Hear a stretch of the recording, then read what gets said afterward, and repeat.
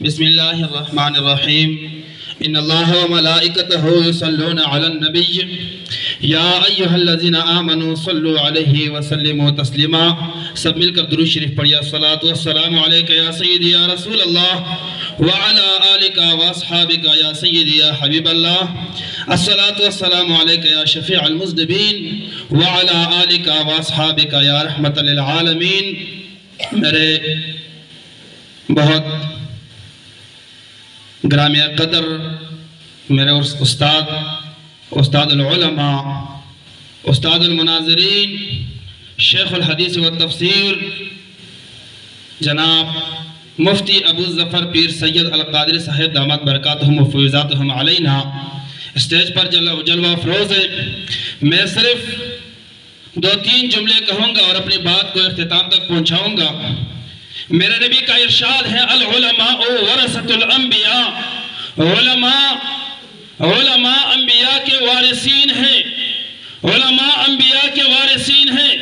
اور وہ علماء جو انبیاء کے وارثین ہیں وہ کہیں امام اعظم ہوتے ہیں اور کہیں فاضل بریلوی شاہ امام احمد رضا خان فاضل بریلوی ہوتے ہیں اور کہیں امیر المجاہدین علامہ حافظ خادم حسین رضوی ہوتے ہیں. اور اسی طرح سن 1956 میں ایک سورج طلوع ہوتا ہے جس کو ان کے خاندان نام دیتے ہیں علامہ مفتی پیر سید القادری. ان کی تاریخ پیدائش سن 1956 میں ہوئی. پھر علم دین کے لیے انہوں نے کراچی کا رخ کیا اور کراچی میں ضیاء الاسلام اگرتاج کالونی میں ضیاء الاسلام مدرسے میں انہوں نے کچھ پڑھا، لیکن پھر تسلی بخش نہ ہوئی. دین کا جو محبت ان کے دل میں تھا وہ ان کو حاصل نہ ہوا. ادھر سے وہ مفتی صاحب مبارک ادھر سے مردان تشریف لائے.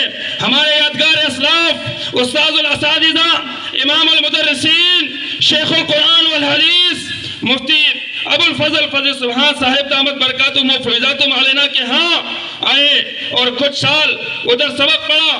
پھر ادھر سے چونکہ دل میں دین کا شوق تھا، دین کا جذبہ تھا، اس جذبے سے ایک آواز ان کو ملی کہ سوات کے جامعہ اسلامیہ میں علم بہت اچھا پڑھ رہے ہیں، بہت اچھے اسباق ہو رہے ہیں. چونکہ یہ تو علم دین کے لیے نکلے تھے. ادھر سے پھر سوات کا رخ کیا.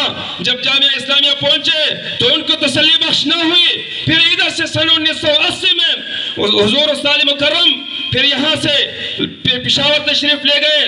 حضرت استاد الاساتذہ، استاد العلماء، سلطان المناظرین، استاد المناطقہ حضرت علامہ مولانا مفتی پیر محمد چشتی رحمت اللہ تعالی علیہ کے ہاں گئے اور کچھ اسباق وہاں پڑھے. پھر ادھر سے واپس سن 1981 میں حضور استاد مکرم واپس مردان جامعہ قادریہ استاد الاساتذہ امام المدرسین کے ہاں پہنچے اور پھر ادھر سے سن 86 تک استاد مکرم نے اسباق پڑھے.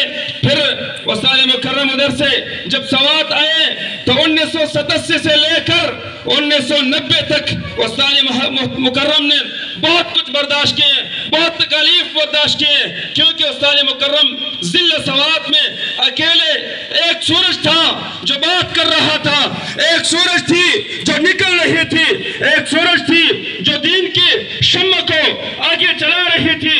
ادھر اغیار بھی تھے، اعداء بھی تھے، وہ بھی کوشش کر رہے تھے کہ استاد مکرم کو دبائیں. لیکن میرے امیر المجاہدین کا ایک جملہ آج بھی مجھے بہت یاد آ رہا ہے. امیر المجاہدین فرما رہے تھے کہ دین ابو جہل کے روکنے سے نہیں روکا، ابو لہب کے روکنے سے نہیں روکا، ان اعداء کے روکنے سے کیسے روکے گا.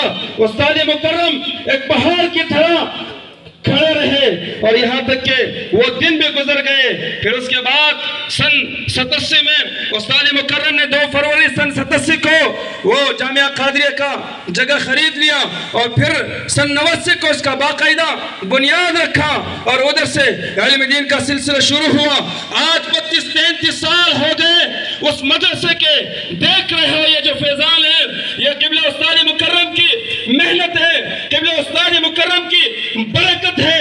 ان کے محنت اور خلوص کا یہ فیضان آپ کو نظر آ رہا ہے.